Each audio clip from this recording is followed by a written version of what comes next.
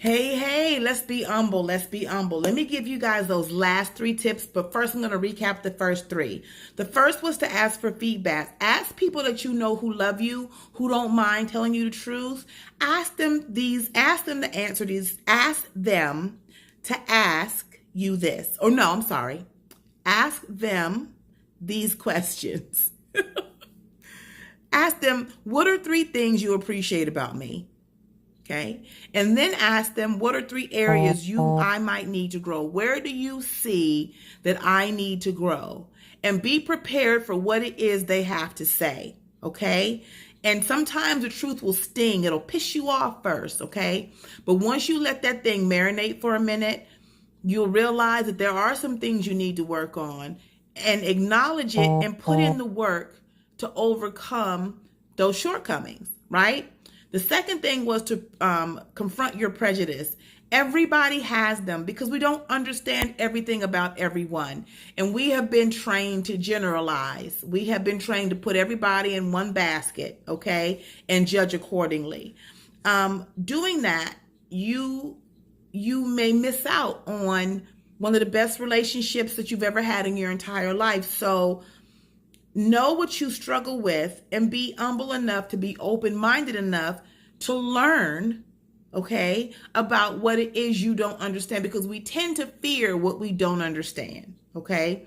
The third thing I had talked to you guys about was listening. 2 ears, 1 mouth. Listen twice as much as you talk, okay? And don't listen to respond. Listen to understand, which means sometimes you may not need to say anything right away. You may need to give it a day or two. You may need to think on that. You may need to write down and journal about it. You may need to ask the Lord to help you understand. Like whatever you need to do, you don't need to respond immediately, okay? Just wait. Let it marinate and then come back and say, you had a very good point. Let me tell you what I heard, and then let me give you my opinion on that, right? Okay. Now, the other thing was to start with a question. When you're in a room or when you're speaking with someone, you don't want to make it appear as if you feel like you know everything, because that will put people off. People will shut down and they will not open up. So, start with a question. And that will put everybody at ease, because they'll be like, oh, okay, well, she's just like me or he's just like me. And they don't mind being vulnerable enough to ask these questions or ask what they don't understand or admit to not understanding something. I could do the same thing. The next one was to accept setbacks. Understand that whatever challenge you accept accept each challenge and don't fear failure. And that's one of my issues. I don't want to fail at anything. And so sometimes it's hard for me to jump in, even though it seems like it's not. I jump in and then I might wait and procrastinate a minute, right? Because you don't want to fail, but know that you don't learn unless you learn unless you do fail. Who was it? Thomas Edison invented the light bulb. 10,000 tries it took him. He figured out 10,000 ways it didn't work, right? We fail forward. If you don't fail, you don't learn. You have to understand that it's okay. It's okay. Accept the setbacks. And if you need to sit and wallow for a minute, give yourself about 30 minutes and come back and do it again a different way.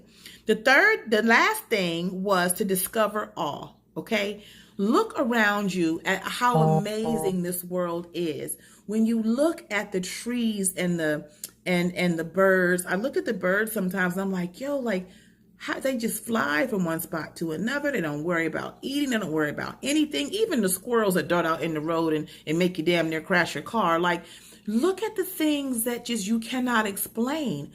And understand that the world does not revolve around you. It's not all about you. And if you can get to a point where you can see the beauty and wonder of everything around you, that will keep you humble as well. The world doesn't revolve. And I would say, look at things like you're a little kid. You know how when you were a kid, everything was like, whoa, that is the coolest thing ever. My daughter and I were walking around Sam's today. I got uber excited about little stuff. She was like, Mom, you are such a kid. Yeah, it's okay. It's okay. All right. So those are the 6 tips I found to help you stay humble. All right? I'll talk to you guys later.